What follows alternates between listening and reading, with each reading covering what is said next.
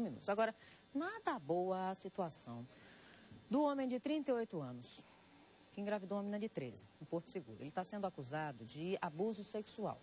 Porto Seguro, a uns 700 quilômetros aqui de Salvador, a menina está grávida de 5 meses. Segundo ela, eles namoravam desde que ela tinha 11 anos. O crime foi descoberto pela mãe da menina, que pegou uma carta, né? Na carta, a menina contava ao acusado que estava grávida.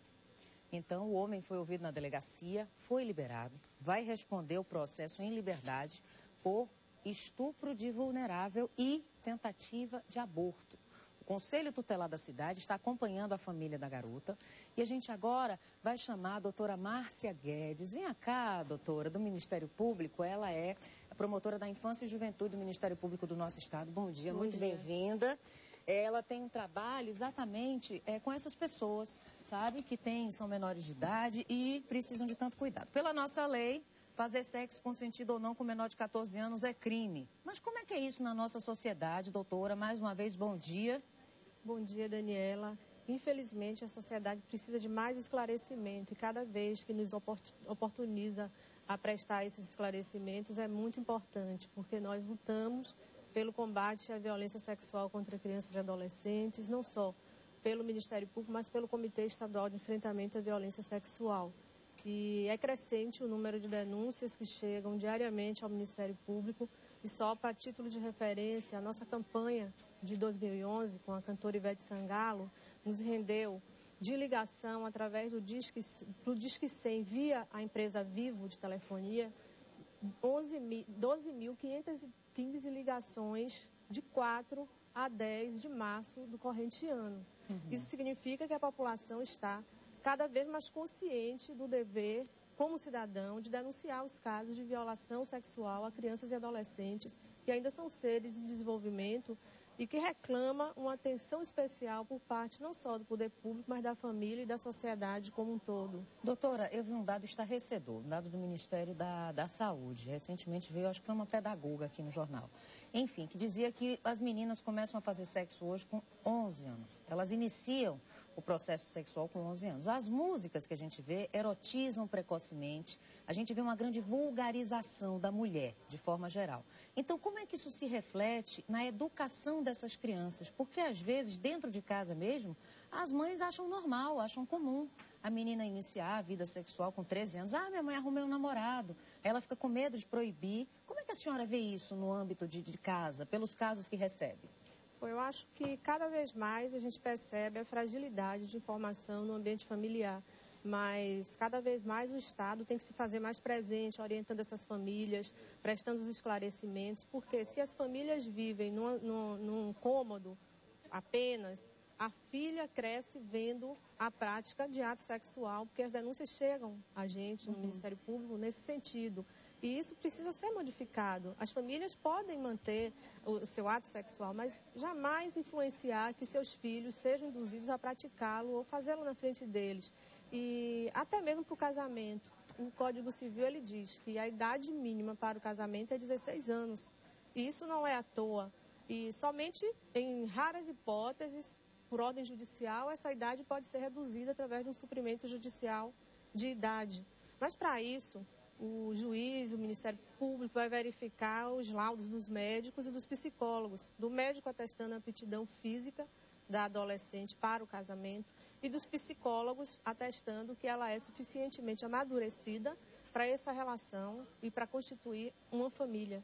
Então não é uma coisa simples, as famílias têm que estar atentas a isso, porque muitas vezes são induzidas e levadas a contribuírem de forma irregular com atitudes como essas, porque existem casos em que a família também é conivente com o ato praticado por um jovem mais velho, por um adulto mais velho, contra uma criança de 10, de 11, de 12 anos.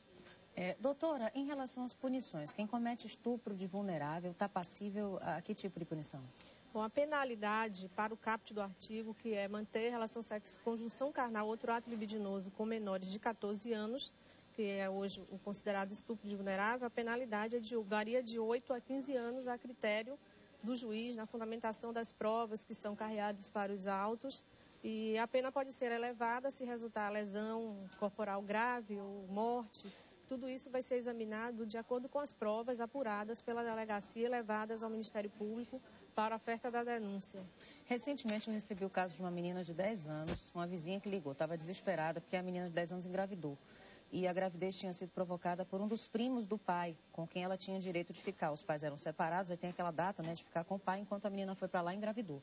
Quando a mãe descobriu, a menina de 10 anos. Então, fisicamente, ela não tem nem condição. Como é a questão? Uma menina como essa, que engravida, o que é que acontece com ela? Ela tem que parir essa criança, ela tem que ter essa criança, porque o aborto aqui é considerado crime. Mas em casos assim, como é que a legislação... Em caso de violência sexual, é possível a prática do aborto, mas tem a limitação, salvo engano, ao 3º ou 4º mês de gravidez. Eu não me lembro claramente aqui, isso é o Código de Ética Médica, ele traz essa proibição.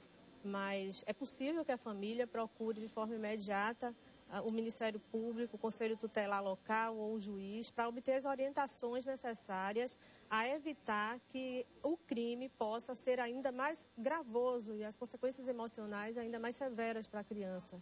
Doutora, e quem come? É criança com criança. Digamos que o menino tenha 13, a menina tenha 10, o menino tenha 14, a menina tenha 12. Eles entre si também é considerado um crime a relação sexual? Olha, Daniela, todo crime praticado por adulto é possível também de ser praticado por adolescente ou por criança. O que ocorre é uma diferenciação na nomenclatura. Se o fato, que tipicamente é considerado como um crime pelo Código Penal ou por outras leis, é praticado por um adolescente, leva o nome apenas de ato infracional e demanda a ação também do poder público e as medidas protetivas, porque muitas vezes a medida que deve ser aplicada a um ato fracional praticado por um adolescente é apenas uma medida protetiva, com a prática, com o julgamento procedente da ação ou uma orientação. O Ministério Público, analisando a situação, pode aplicar uma remissão. O juiz, analisando a situação, julgando procedente a ação socioeducativa, vai aplicar a medida mais adequada. Por isso que o Estatuto ele é diferente. Diferente porque criança e adolescente são seres em desenvolvimento. Agora, se praticado por criança, o Conselho Tutelar é o órgão encarregado de aplicar exclusivamente as medidas protetivas a esses fatos. Então, as crianças precisam de acompanhamento psicológico, às vezes os pais de encaminhamento para tratamento psicológico, psiquiátrico, obrigatoriedade de matricular os filhos em escola, e eu advirto, e acompanhar a educação dos filhos, porque deixar sem justa causa de matricular o filho em idade escolar é crime. E as pessoas não podem esquecer desse fato, que em 99 nós fizemos várias audiências públicas numerosas no Centro de Convenções e foram inúmeros pais chamados pelo Ministério Público à responsabilidade pela matrícula dos filhos. Com certeza, minha gente. É por isso que eu costumo dizer que o Ministério Público é um parceiro seu, é um parceirão da sociedade. Eles querem que você mãe, você pai, você cuidador, você vizinho, enfim, sabendo de coisas assim, procura o órgão, vai conversar com a doutora, que vai ter as orientações cabíveis. Qual é o contato, o telefone, onde é que a pessoa deve ir, doutora? Bom, o comparecimento físico é em Nazaré, Avenida Joana Angélica, 1312, no Ministério Público.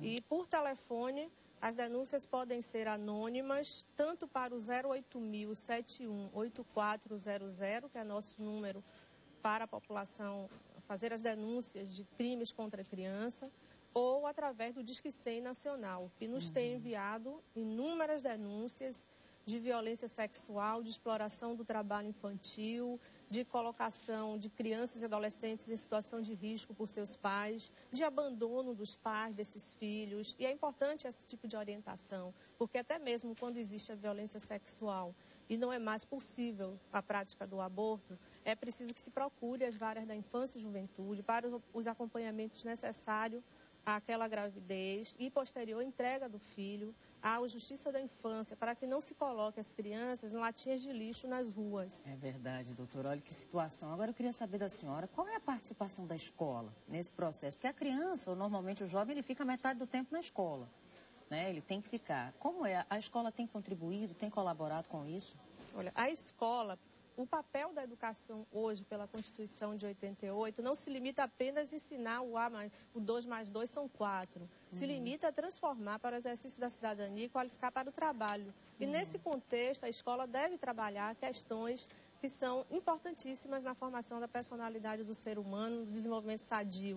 E deve adotar medidas para as orientações necessárias à garantia dos direitos sexuais e reprodutivos dos adolescentes. Doutora, muito obrigada. Deixa eu pegar na sua mão. Bom trabalho. Pode contar com a gente aqui, viu, nessas campanhas que vocês fazem, porque o nosso jovem é o nosso futuro. Se a gente cuidar do futuro, com certeza teremos uma vida melhor. Obrigada, doutora Márcia Guedes, do Ministério Público da Infância e da Juventude. Procure o órgão. Fique em Nazaré, na Avenida Joana Angélica. Tendo alguma dúvida, Disque 100. Enfim, use um dos telefones disponíveis e venha me dar meu abraço. Vó, você está com medo de minha pessoa? Venha, meu filho.